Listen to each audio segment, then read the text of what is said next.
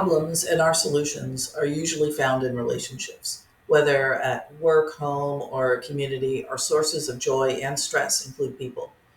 Relationships and their quality have a direct impact on the quality of our substance use disorder recovery.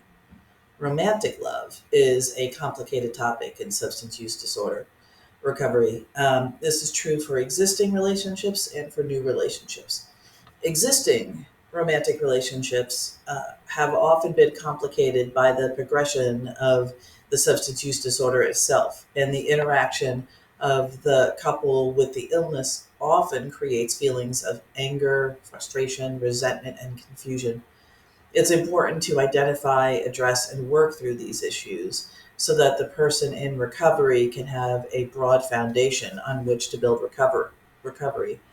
I recently did a video on the surprising stress of sobriety on relationships. Hey folks, Dr. Joe here. Welcome back to my channel. I create content support and resources for professionals and other high achievers who want to strategically address their substance use issue with effective tools, leveraging the science of positive habits. Today, we're going to talk about new romantic relationships in early recovery. New romantic relationships are problematic because they can mimic the chemical feelings of the use of alcohol and other drugs. The science of love changes the neurotransmitters dopamine, serotonin, and oxytocin, which creates an intense feeling and can make the person feel like they are high. New relationships often go through three stages. There's lust, attraction, and then attachment. A landmark study in Italy showed that early love, the attraction phase, literally changes the way you think. It changes your brain. This is similar to the effect of alcohol and other drugs.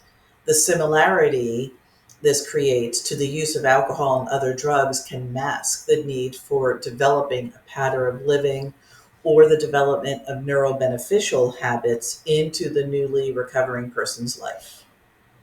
New relationships can be problematic in the following ways. First is relationships take the focus off recovery. Relationships take the focus off the individual. Relationships increase the potential for relapse due to many reasons. Emotional intensity, elevated neurotransmitters, decrease in brain transforming healing activity.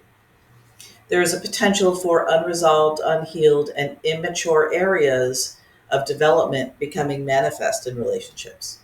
There's a strong likelihood of outgrowing the relationship. There's often a lack of knowledge about healthy relationships. And so I want to include some information for people in an existing relationship, but who develop feelings and attachment to another person. This is unfortunately very common.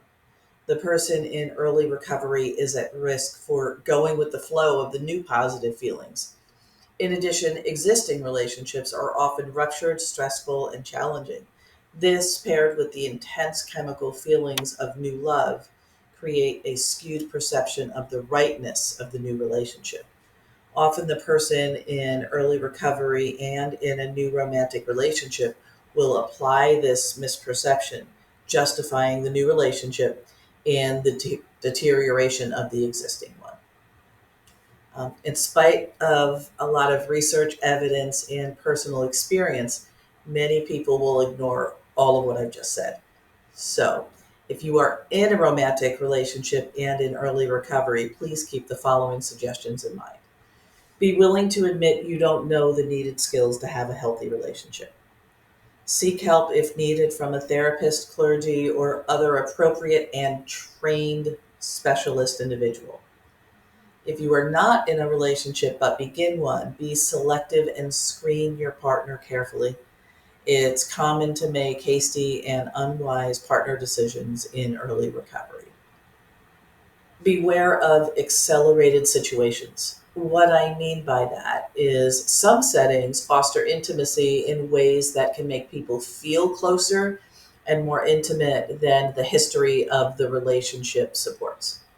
By the nature of what is shared in some settings, which can be very personal, people often feel very close to others quickly. This happens in church, 12 step meetings, mutual help and other peer support settings, online settings, and therapeutic support such as grief or loss or divorce support settings, and substance use disorder treatment settings in general. Practice risk management. What I mean by that is to intentionally pace and slow the relationship. Make sure others in your trusted circle are aware of the developing relationship or romance so that another pair of eyes can increase the care and observation and watching. Don't risk more than you can afford to lose. This is another way to encourage pacing and an intentional rather than automatic default decision to move into a relationship. Going all in early substance use disorder recovery carries a lot of risk. Don't risk more than the other person. Persons in early recovery are often quite vulnerable. One way to protect yourself and sobriety is to keep the power in the relationship stable by not over-investing, oversharing, or overgiving. Learn and practice healthy vulnerability and interdependence. Identify and watch for repeat patterns. We can learn a lot from our previous romantic relationships, both the successes and the parts that didn't work. Work with your therapist to identify these patterns in your relationship and review your current situation with that informed lens. Know when to back off. Backing off may be informed by any of the following. You want different relationships, different levels of commitment or exclusivity.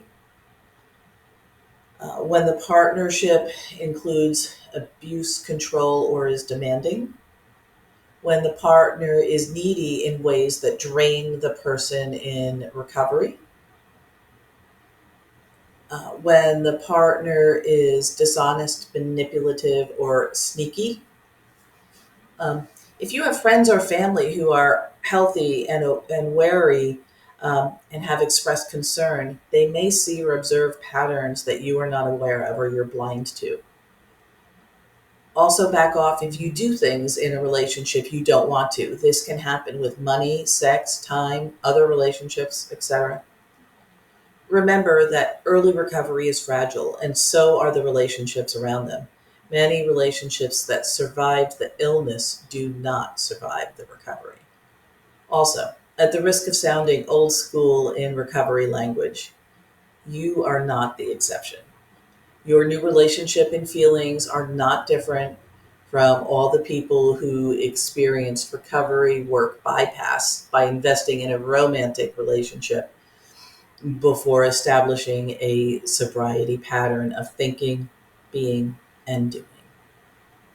For more information, content support, and tools on how to manage executive stress and enjoy life without drugs, alcohol, or over relying on unhealthy coping, subscribe and check out my description or bio for a link tree to a free workbook on managing stress to help stop drinking.